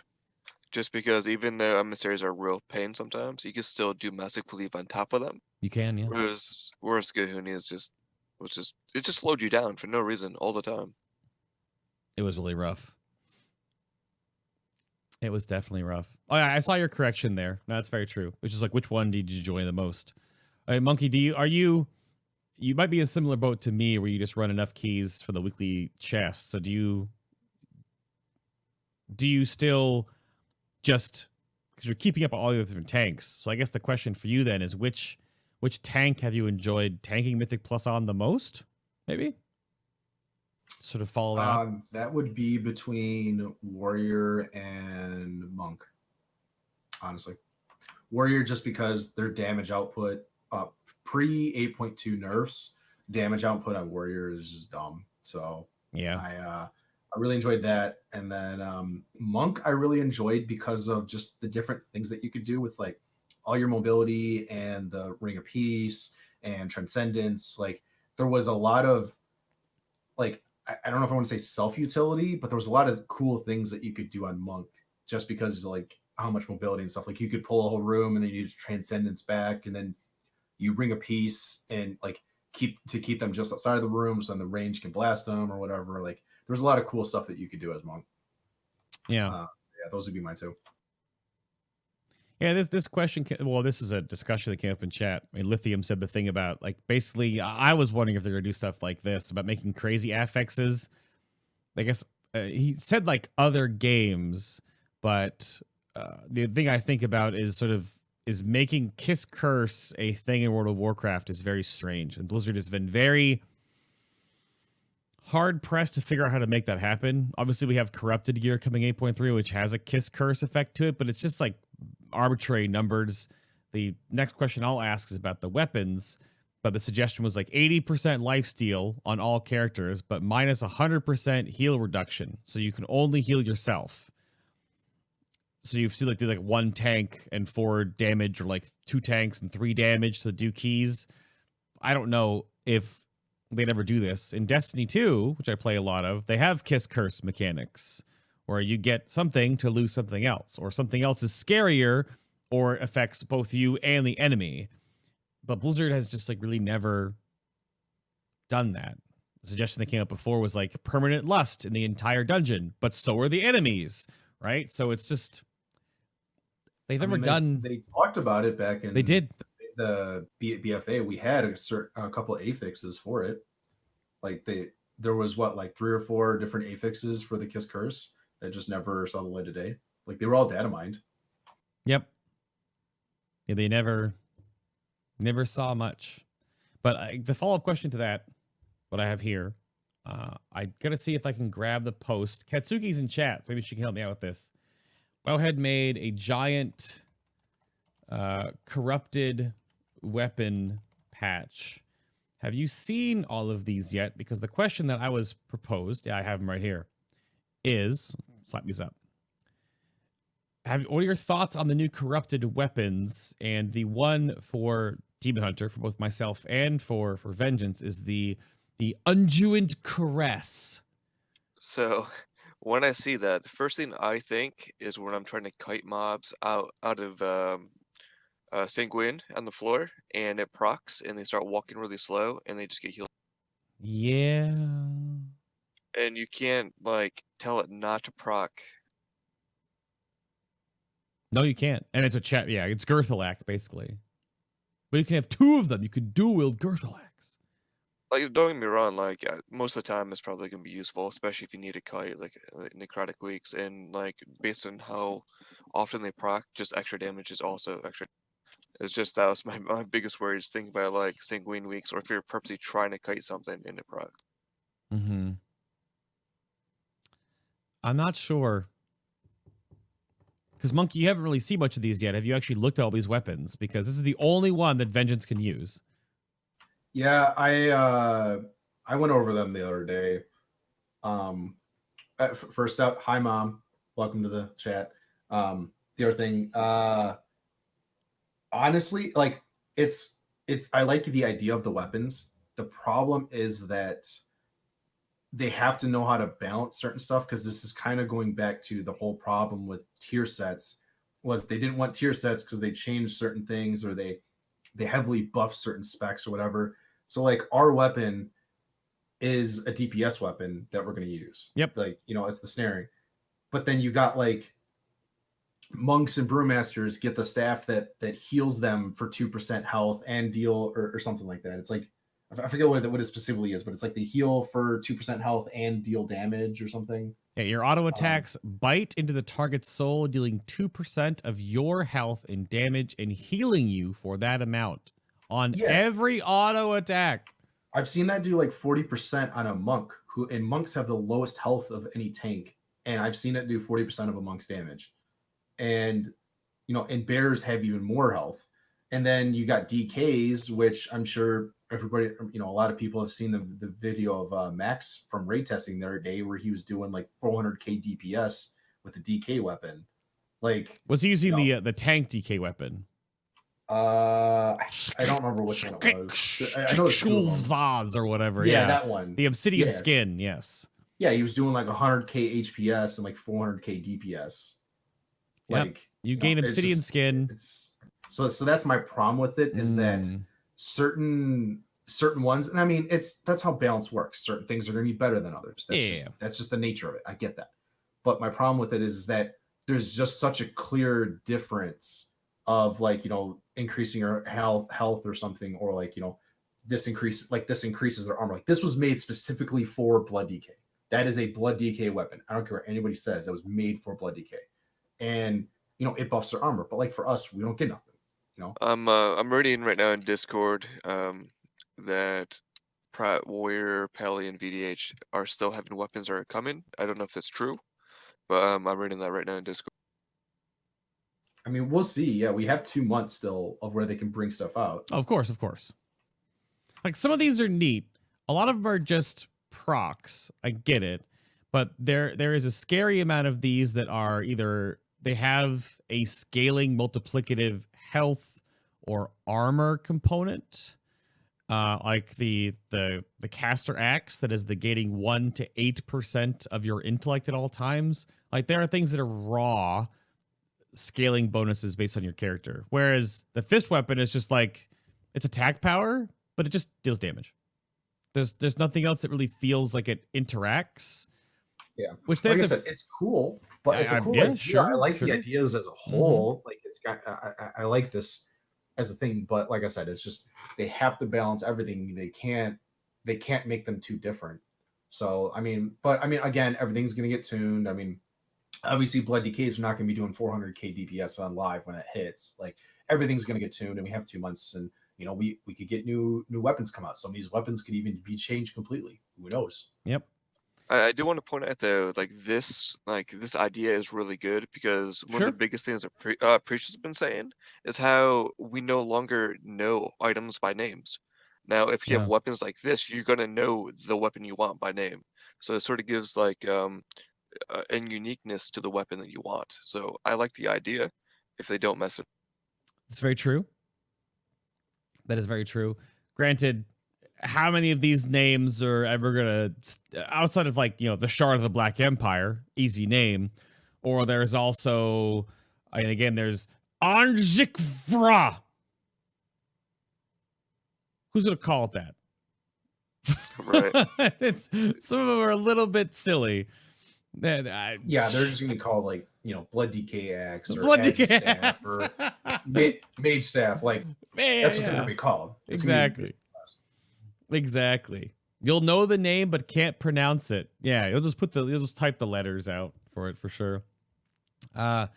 So I kind of had that in there for the Nihilotha stuff. We kind of went back and forth here, but I guess just to put a pin in it, what you currently think what will happen in 8.3 based on what you've amalgamated, Munkky, where do you see first place, second place, third, fourth, fifth, sixth, the tank hierarchy?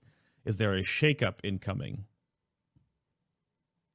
Well, since we're talked about it, I assume you want to include. So, are you talking about 8.3 in the raid or dungeons, and we're including these weapons, correct? Oh yeah, no, for sure. Like what I'm basically you futurecast. See how right you are. Make your bet. Okay. So Monk number 1, easily. Between the staff, I mean, they're already really good, and they're adding more physical stuff to the raids. They're not going to be hindered as much with the magic, and with the staff, it's really good for them. It actually fits them perfectly. So I think Monk is going to be number 1. The rest of them, like I said, everything is kind of balanced right now, for the most part. So it really, the rest of them depend on how the fights go. I think it's going to be some kind of like warrior. Because of spell reflect, like depending on what they can and can't spell reflect, warrior could actually be like the best in the raid or best on like some fights just because of spell reflect. Paladins, I think they nerfed a lot of stuff. Like there's a lot of stuff you can't do with immunities, so I think spell warding is not going to be as good as we originally thought, because originally paladins were looking to be probably the best just because spell warding and bop and divine shield, but we'll see where that goes. And again, that's going to be fight specific. And then Vengeance is going to be up there just because of all the magic. DK's in a weird spot. I think they're going to be decent, but I think they're going to be better than they are currently. But I'm not completely convinced that they're going to be top tier. And then Bears, I don't think are going to be as good because of the magic, because they're kind of the worst against magic. So I think they're probably going to be the bottom tier. So if I had to rank it after saying all that, it'll probably be Monk, and then it'll be some form of Warrior, Paladin, and Demon Hunter, and DK, and then kind of those 4, and then Druid at the bottom. And then it'll shift based on, you know, how the fights end up working out, because Warrior could end up being the, you know, bottom with Druid just because of spell timings or whatever. DK could be really bad because if they're adding in a lot more physical stuff.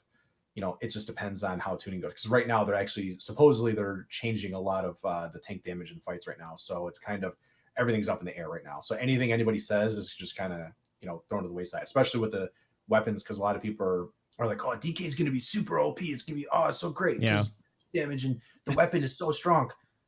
But the weapon's going to get nerfed. So, but yeah. So if I had to pick, it would probably be Monk first, and then some form of like I said, Warrior, Paladin, Demon Hunter, DK, and then Druid.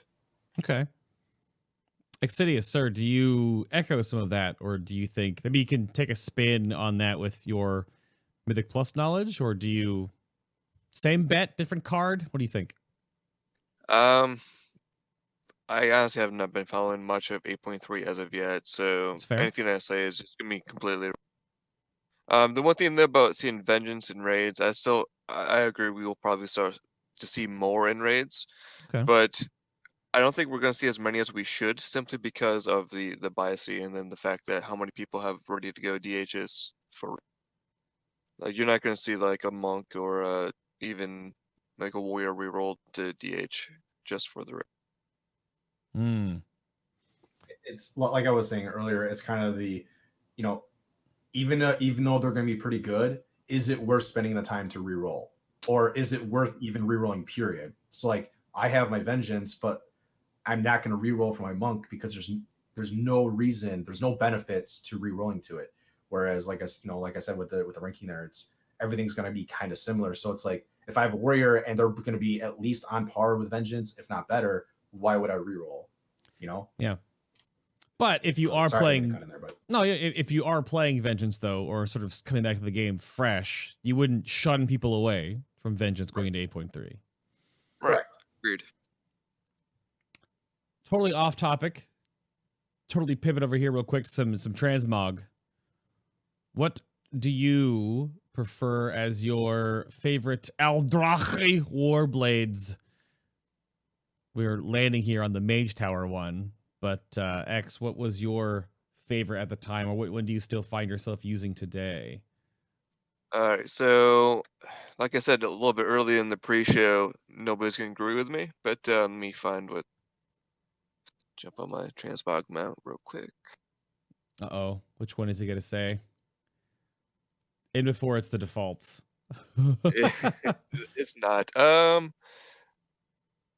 think it's Dreadlord's Bite, actually. The green ones with the little fisticuff shield on the palm. Well, a second. I don't know which color. Obviously, the colors are there. Yeah. The Dreadlord's Bite, the red one, is probably my favorite. It's a pretty good looking one. I like that. Was this the hidden, not the hidden one, but this was like, wasn't this the quest chain? Was this Balance of Power? Okay, yeah. Yeah, the Nighthold one. Yeah, Balance of Power. There you go. I like it. I can respect it. It's a good looking one. How about you, Munkky? Are you trash can lid? Okay, so first, I really liked the Umberwing when the Mage Tower first came out. But I feel like part of that was just the quote unquote prestige of doing the Mage Tower. So the Umberwing right above that. And then, but yeah, then once the Iron Warden came out, like I think I used that most of Legion. And like I was saying earlier in the pre-show, we had I ended up doing the Sword and Shield mod with that. So the Iron Warden in the left hand with as a shield, and then had a sword in my right. So it's like a sword and board kind of style. Yeah, you can make it look like because normally in this game, everyone's main hand is the right hand. But you could do that. Yeah, you could definitely do that while your main hand, quote unquote, main hand's in your left hand, at least for transmog purposes. That'd be neat. Yeah. It is a giant just trash can lid. It's just like a giant fell. It's like a plate of a something or other. But it makes you look like you have fist weapons on. We have two of them. I don't know, chat, what is your favorite? I think I still have the default Umberwing when I switch, I believe. I'm not sure. I think I was Illidari Crest for a while as well. The green? I was in the green. This one right here. I believe. That was a good one. At least we can keep them. That's the one weird part about the Heart of Azeroth and all these cool tier 4s you're unlocking right now, is that they don't go away in Shadowlands, but they will not work. Like the Heart of Azeroth, because your connection is severed to Azeroth when you're in the Shadowlands, it will not work in any of the new zones or any of the dungeons. It'll just not work. But obviously it'll work when you go away from it. It'll scale down, of course, do less damage. But they specifically said it'll work just like in everything time walking. You could just put it back on. So you're not losing any of it, and some of those effects are still going to be totally fine in any of the time walking content in the game for time walking raids or dungeons or whatever. So it's not going away, at least, because there are certain graphics from your Heart of Azeroth that are so good. It'd be really lame to lose them. But at least we know that they're keeping them. Yeah, not losing, but you won't be using unless you're in scaled content. Yeah. But then I guess Excidias, because you have a different time constraint that I think a lot of people that are listening in different walks of life could agree with, that A, time investment in World of Warcraft is crazy. B, life can be crazy as we get to be older and we have responsibilities outside of video games. But what tank would you play if you didn't play Vengeance? Because you basically play, I would imagine most of your time is on your Demon Hunter, but what would you play if you had more time? Right now, probably Warrior. Just because that's what I played the most as an all MBFA. I did really enjoy the old school DK, not the Legion / BFA DK. So if they brought back the old school DK, I'd probably beat DK as my second choice. But as of right now, it'd probably be Prot Warrior. What is old school Death Knight to you then? Like frost tanking? What is Wrath of Lich King / Cataclysm time frame. Ah. Okay. I mean, yeah, so but Wrath would have been potentially that. I think a lot of people are like, I want a frost tank again, but okay. Chat should weigh in. What tank do you tank on? That's the question. And I think that's pretty much all I had here. There was some questions and comments that came up earlier. Northern had like a big old paragraph about pain. I do have sort of a canned question here about a summarizing thought on, do you need both pain and lesser soul fragment combo points as a resource in your tanking kit? Does pain work as a resource that you only build and spend instead of like rage, which obviously taking damage gives you some and dealing things gives you some? Should the suggestion that came up in chat was, should lesser soul fragments be sort of like little pain pockets that when you use or walk into, it gives you pain, and then pain is how you spend for Spirit Bomb? And obviously Soul Cleave should Soul Cleave just be replaced by Spirit Bomb? Like all these little things that are core to pain and soul fragment madness. But I don't know, Munkky, what have you sponged up in the community thought process on just those two sticking points for Vengeance? Pain is pointless. Soul should be combo points. Is pretty much that's been the entirety of BFA. The combo points thing has been since Legion started. So everybody's tired of consuming souls when they walk over it, or if they're facing a wall or underwater, souls just going to the bottom of the world. Like it's kind of like it's a cool concept, but it doesn't work properly in the real world. So I mean, I'm fine with having both. Pain needs to matter more because right now we generate so much of it and it doesn't actually do anything. The only thing it does is it allows us to press Spirit Bomb or Soul Cleave, and Bomb you don't even press until you're have 4 to 5 souls anyway. Yeah. So it's not hindrance on the pain, it's hindered by the amount of souls you have. And then Soul Cleave is garbage, so you don't even want to press it. And then if you do press it mainly, then pain is irrelevant because you build it so much anyway. And well, part of it is because you build so much anyway, but Soul Cleave just doesn't do that much anyway, so you don't really care. You're just pressing it just because you need to press something. So it's kind of the best at the time, or it's like the only thing you can do. So it's kind of like, it's not something that you want to do. It's just, you just have to do it because it's just how it works. So pain is useless and soul should be common points is my thought and most people's thoughts on it. Yeah, it's a boring resource. Hate seeing the pain bar build up and then cap. That was a comments that I got back in beta testing, was that you didn't care what your pain was. You just cared how many soul fragments you had out. Still that's pretty much how it's been for the most part since forever. It just works slightly different in Legion just because of how Fracture being a spender instead of a builder. Yeah. Or rather on charges. Okay. Anything you want to add on the pain and soul fragment discussion, X?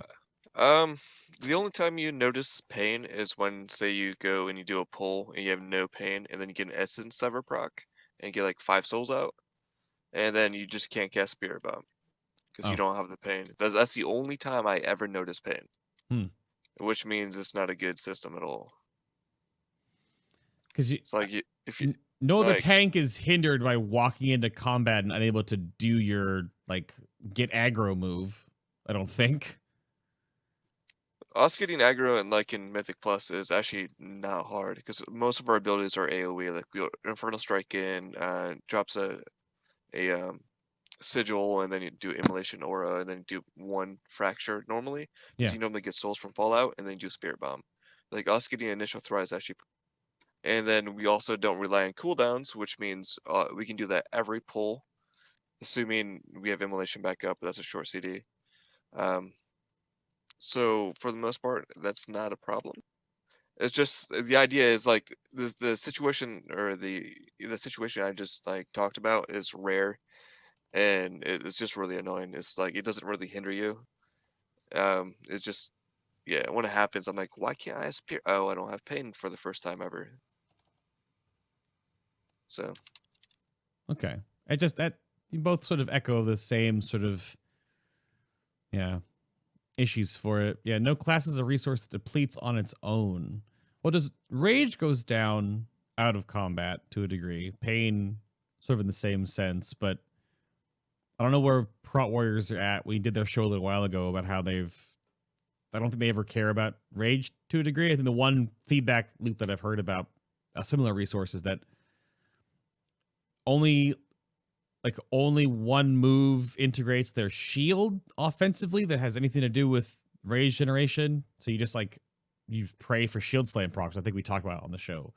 So all they care about is shield slam, which you can care about one button, but then at some points is that all you should care about? No. We'll see how that changes. That's why we don't know.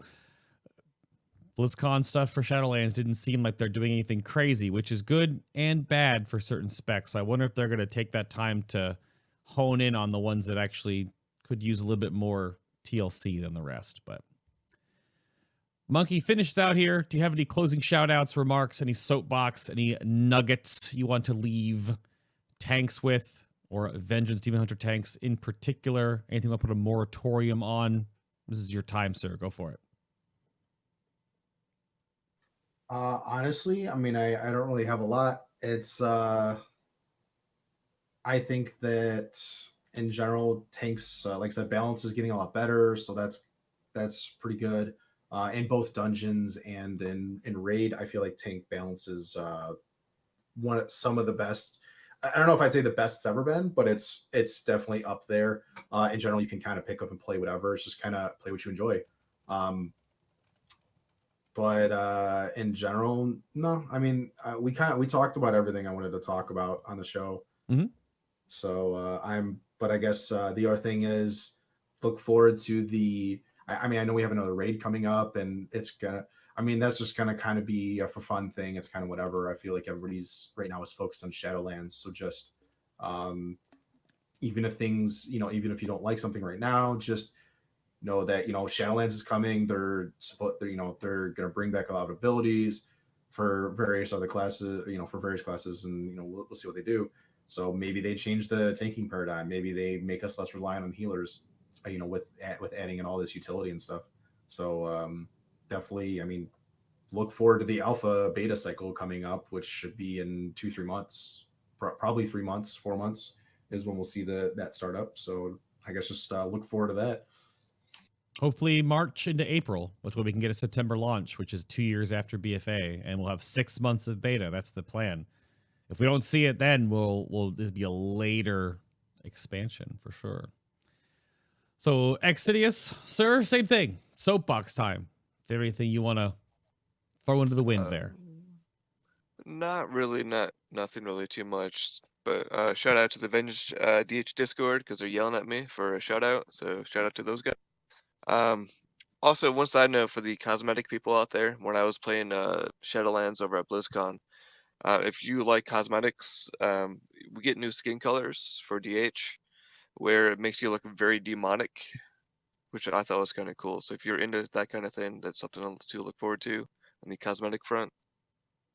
Otherwise, I don't really have much else. I'm just looking forward to Shadowlands and hopefully see some nice changes.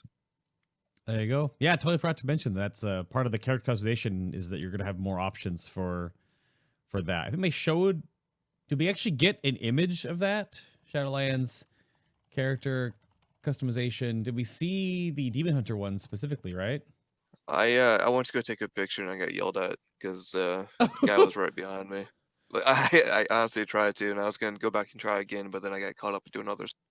Yeah, I don't see the new war paints for dwarves and trolls, new flesh options for undead, tons of new faces for humans, but I don't see anything else in the BlizzCon like mega thread here, at least for Demon Hunter specifically. But should be good to see about that. And then when the sub numbers drop after the initial push of Shadowlands, they're probably gonna remove pants so you can transmog your pants off. We'll see. Give my meta tattoos the color of my regular Oh gosh, Katsuki's onto something there. Out your metamorphosis tattoos only green, no matter what your color of your other tattoos are. Is that the problem? Yeah. Yes. Well, there's something to put on the checklist for alpha beta. But let's wrap this up here. Actually, hold on. My VLC crashed sometime during all of this, so I don't have my outro. Wait. We'll get there. No, I don't think we will. Hold on. Button is pressed. That was super weird. There it is. Thank you all for tuning in to episode number 202. Little technical difficulty at the very end there. I couldn't find my outro music. That happens sometimes. But again, this is 202 for Vengeance Demon Hunter. If you've missed previous episodes ago, check them out in the archive in the 2019 or beyond playlist on YouTube. They keep going back and back and back and back, all the way back to Mr. Pandaria, where we talk about how bad just Thunder Forging was. So we're finally coming around full circle to no eye level changes, at least corrupted gear. Eye level is eye level. We'll see where that goes. But around the table again, Excidias, sir, thank you for being on the show today for the first time.